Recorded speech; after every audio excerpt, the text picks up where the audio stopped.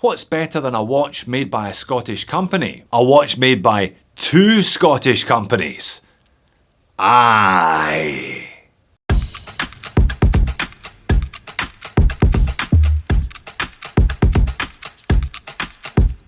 Hello and welcome to Just One More Watch. Welcome today to another video where I roll my R's, I puff up my chest and become very proudly Scottish. Even though I haven't actually lived there for close to 20 years now. No matter, it's always really nice for me to have the chance to review a Scottish watch on the channel, particularly one from Glasgow, that well-known tropical paradise, and a city where I spent about 5 or 6 years in my late teens and early 20s. And this watch is extra Scottish because it's a collaboration between two Glasgow-based watch brands. The first is Paulin, the second is anOrdain. Now perhaps a collaboration between these two brands was somewhat inevitable, considering two of the brand owners are actually married to each other. Paulin have been around for quite a while, close to 10 years, making minimalist, fashionable watches with a Scottish twist. anOrdain, definitely the more premium of these two brands, specialising in beautiful dials handmade in Glasgow. It is perhaps then unsurprising that this Paulin x anOrdain Neo is a minimalist watch featuring a beautiful handmade dial. Now despite this one reeking of Scottishness, I didn't just buy it. It is very kindly on loan to the channel from a subscriber over in Melbourne called David. Thank you, David. You clearly are a man of excellent taste. One word of warning, however, make sure you stick around for the moans and niggles section. You really should always stick around for the moans and niggles section. Let's flip the camera and have a look at it. So a bit of a quickie today, but I think we've still got time to look at each of the two brands involved, starting with Paulin. They are, as mentioned, Glasgow based, started by the three Paulin sisters and doing business now for nearly a decade. They started out purely as a watch brand, but have since expanded into a range of other bits and pieces, including some leather goods and a rather natty looking wall clock. Apparently a floor lamp is coming soon. Hang on to your hats there, folks. They had bricks and mortar spaces in both Edinburgh and Glasgow, but they now seem to be closed, perhaps victims of COVID-19. They are, however, seemingly firm supporters of both Glasgow's and Scotland's thriving art scene. anOrdain are definitely the more upmarket of the two, certainly in terms of their prices anyway. Really, they're all about the enamel dials. Every watch and watch dial they produce is hand finished, hand assembled and then regulated in their Glasgow workshop. The watch I'm looking at today is the Neo. It's a collaboration between the two as discussed. It has a hand-finished anodized aluminium dial. It has clean, modern, bespoke numerals in a font developed by the brand themselves, box Hesalite crystal, stepped bezel and compact case profile, all adding a little bit of vintage to the modern. These were being sold by the brand for just under £400 each. The current batch though, already all gone. I believe they are still available from third-party vendors though. David, for example, bought his at the Museum of Modern Art in Melbourne. It was brand new with tags attached when it arrived here in Sydney for this review. The packaging is nice. I do like the cork inlay. It seems that British brands are leading the way in terms of environmentally friendly packaging materials, and it's good to see Paulin getting on board there as well. Now they advertise this one as unisex, and I can definitely see it being worn by pretty much anybody who takes a fancy to the design. It would therefore be a slightly smaller than average watch for a man's wrist, but quite a large watch for a lady's wrist, and I'll explain why in just a minute or two. In terms of the dimensions, the 316L stainless steel case is 38mm in diameter. Thickness is 12.2, including that piece of box-domed Hesalite acrylic crystal, but the lug-to-lug is 48mm. This is really the biggest dimension to think about if you have a slightly smaller wrist. The watch will wear quite big and quite flat, relatively speaking anyway. It does have 18mm lug width to help shrink it down a little though. There are a few different strap options. David went for the black bridal leather. Weight on this one, including the strap, is 53 grams. The case is pretty simple. There's a fine brushing to the side and to the upper lug surfaces, and a circular brush to the first step of the fixed bezel. The second step of the bezel is high polished, and the acrylic crystal nestles nicely into it.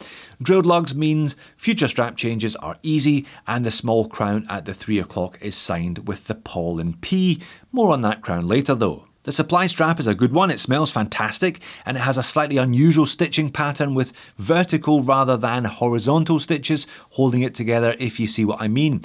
The raw undersurface feels good on wrist, and it has an interesting buckle and tang, all brushed, again featuring the Paulin P. Case back. Now the case back is press on. 50 meters of water resistance I think is fine for this style of watch, and frankly for the person who will end up buying and wearing this style of watch on a regular basis, I'm sure. It is available with a closed case back or a display case back. Now I know that it's, in inverted commas, always nice to see the movement, but I for one have no great desire to see yet another bog standard Seiko NH35. Honestly though, the movement I think is fairly inconsequential. The dial is the star of the show here today, and it really is rather lovely, isn't it? Anodized aluminium with a horizontal brush, all hand finished, but far more golden and far less orange than is suggested by Paulin's press shots. I guess each dial is different to an extent, but this one definitely pale gold. I think it looks lovely in natural light, as you can see when I move it around, and you really get a nice warm rich effect from that acrylic crystal, an effect that you really only get from acrylic crystal. Of course, being acrylic, the crystal will pick up scuffs and scratches far more readily than even mineral, but they can be polished out quickly, easily and cheaply by the owner. Not only is the dial handmade and hand finished, but then the handset and the font used for those Arabics are also both unique to this watch. The handset do have very odd proportions though, don't they? With that stumpy little hour hand and a massively long and prominently white second hand. You notice the skeletonized tip of the minute hand allows you to see those blue printed batons when it passes over each hour.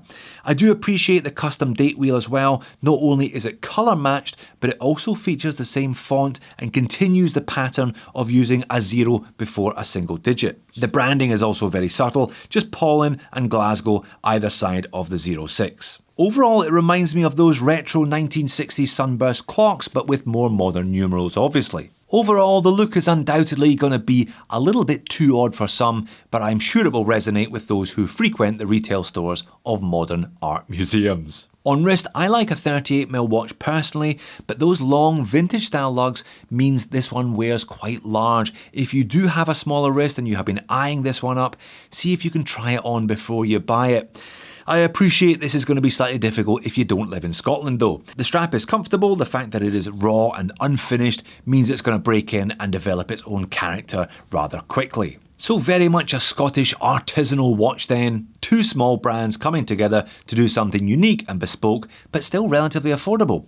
But is it perfect? No, I don't think so. The crown is possibly the most useless crown I have encountered to this point in my watch reviewing career. It is so small, it makes manually winding the watch a challenge, and sits so flush to the case that it makes setting the watch a challenge. Challenge, by the way, is definitely a euphemism for something stronger in this case. They really needed to put a recess on the underside so you could get your fingernail in there. As it stands, it's very difficult to operate. But I did say that you had to wait for the moans and niggles section. This particular watch, unfortunately, is a bit of a dud.